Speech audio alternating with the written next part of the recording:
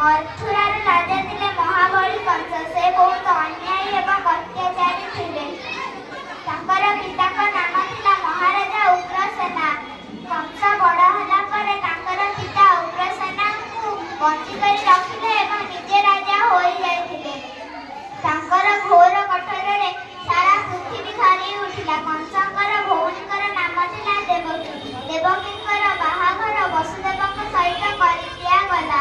ସେ ବିବାହରେ ଖୁସି ହୋଇ କଂସ ନିଜର ଭଉଣୀ ଏବଂ ଭିଣେଇଙ୍କୁ ରଥରେ ବସାଇ ପରିକ୍ରମା କରୁଥିଲେ।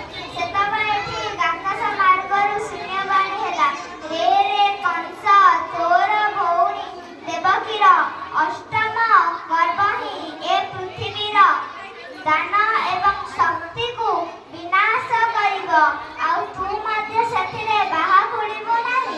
ତୋର ପ୍ରାଣ ତୋର ଭଣଜା ହାତରେ ହିଁ ଯିବ। ତୋର ସମୟ ଆସିଗଲାଣି।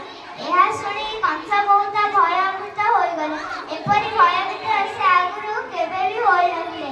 ସେ ଭୟ ହିଁ ତାଙ୍କର କ୍ରୋଧରେ ସାଜିଗଲା। ସେ ସାଙ୍ଗେ ସାଙ୍ଗେ ରଥରୁ ଓହ୍ଲାଇ